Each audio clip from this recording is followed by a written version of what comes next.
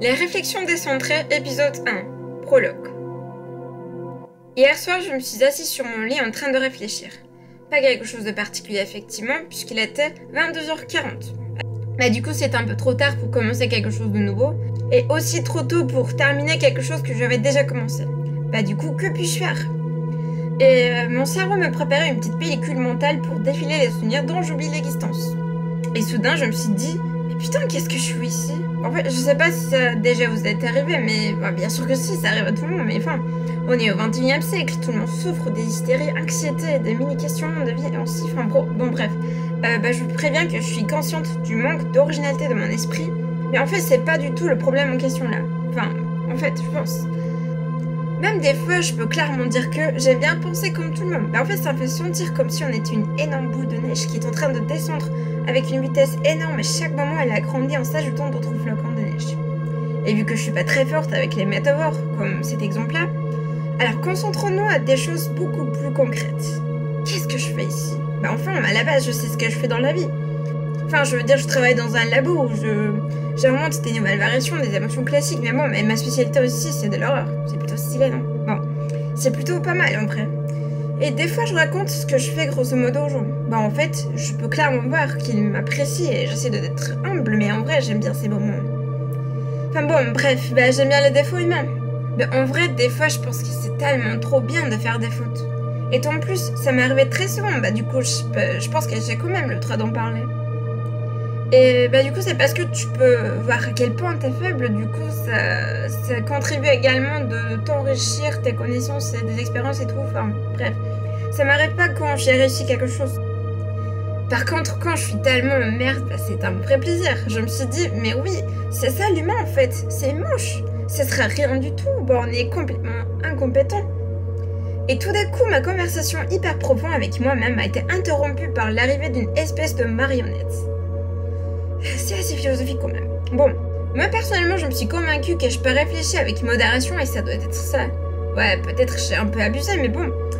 Quand vous pensez trop, beaucoup plus que d'habitude, je veux dire, généralement c'est les 3 points qui arrivent.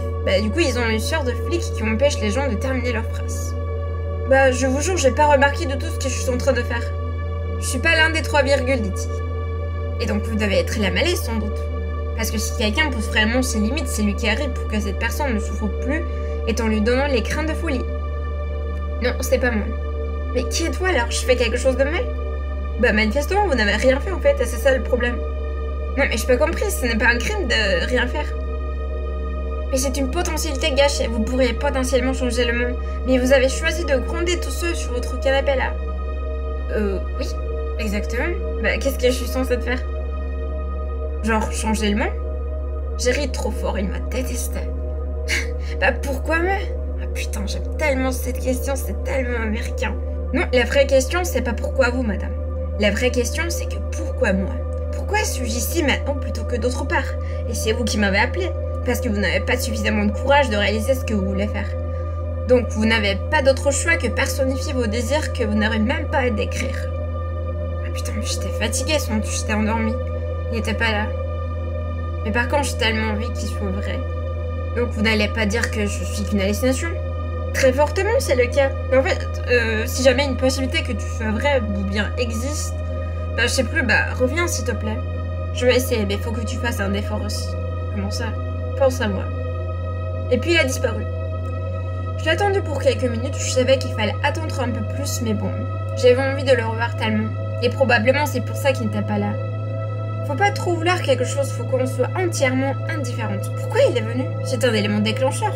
En fait, à la base, c'était moi qui écrivais des scénarios pour engendrer des émotions chez les gens. J'essayais de m'extérioriser. Putain, Bourdieu est vrai, c'est impossible ça. Oui, t'as échoué encore une fois, Kant. Bon, je m'arrête avec ces merdes de philosophie. Bon, je fais une autopsychanalyse vite fait. Et je me suis rendu compte que mon cerveau était en train de créer un élément déclencheur pour que je puisse sortir de ma vie quotidienne. C'est pas un bon signe du tout. Ça veut dire que je suis cinglée? Mais non, je pense pas. Pourquoi je veux me changer? J'ai besoin d'une problématique. En fait, c'est quoi mon problème? Déjà, il y en a plus, c'est sans doute, mais je cherche quelque chose de beaucoup plus particulier, je veux dire. Qu'est-ce qui ne va pas?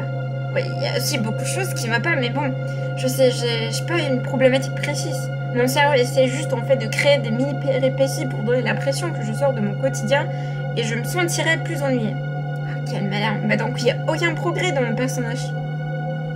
C'est pas une réflexion, c'est un divertissement alors. Voir un spectacle cognitif. La fille qui s'assoit sur son lit et qui est en train de réfléchir constamment sur n'importe quoi. Et nous, en tant que spectateurs, on voit rien du tout. Aucun changement. À base, on aimerait bien se plancer comme ça. Bon, s'il passe rien, s'il n'y a pas de progrès, ça veut dire que le temps s'est vraiment passé. Si j'aurais figé le temps. Et justement, c'est pour ça qu'il se passe rien en fait. Parce qu'il se passe rien, ça veut dire que la voiture n'arrive pas au point B du point A. Ça veut dire que la flèche est suspendue en air. Et ça veut dire également qu'on ne vieillit pas et tout simplement le fait d'être quelque part perd toute sa signification. Et je me suis réduite à un objet quelconque dont la seule mission c'est de combler l'espace. Mais est-il vraiment possible d'ignorer le fait qu'il possède un esprit? On n'a pas de privilège commun. Mais c'est pas amusant en fait. Je comprends mieux mon anthropocentrisme narcissique. Bah oui, j'aime bien ce terme. Et même je suis en fière, mais c'est pas ça ce que je voulais en fait. Qu'est-ce que je disais? Oui, bah si on suspend ma réflexion juste pour un moment, est-ce qu'on peut théoriquement suspendre le temps? Putain, j'ai même pas fait un bac S et je n'ai aucune connaissance physique. Bon, comment peux-je savoir tout ça? Bah effectivement, je peux pas. Mais pourquoi croit-on que l'univers doit être quelque chose de complexe et immense et totalement incompréhensible? C'est pas encore une autre projection de notre égoïsme sans fin? Si on laisse tomber tout ce discours sur l'immensité de l'espace et à quel point on est insignifiant et tout, à la fin, ça ne pourrait pas être juste une autre incarnation de l'immensité et l'infinité de notre désir de puissance. Et peut-être ce dont on a besoin, ce n'est pas de découvrir les autres univers pour confirmer notre capacité de faire face à cette immensité, mais plutôt d'apercevoir notre incapacité de dépasser nos névroses issues de la civilisation et notre esprit animal refoulé sous un tapis de progression. Ah bah merci Freud, de temps en temps t'es bien utile là. Mais quelle progression? Une progression qui sert que nous tuer de façon plus pénible et torturer ce qui nous entoure. Car à la fin, l'univers n'est-il pas une incarnation de notre ignorance? Mais qu'est-ce que je vous raconte? Qu'est-ce que vous racontez? Et voilà, les 3 points sont arrivés. Bah rien, j'étais allongée au canapé. Ce n'est pas ce qu'on a détecté. Mais c'est le cas, je vous jure.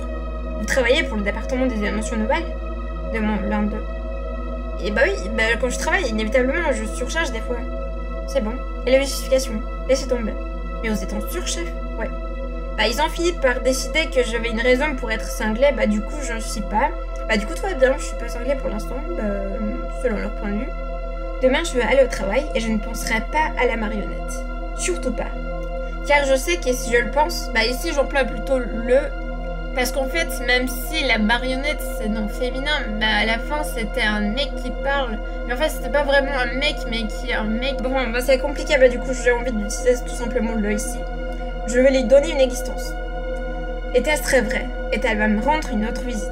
Et très probablement, ce sera le cas.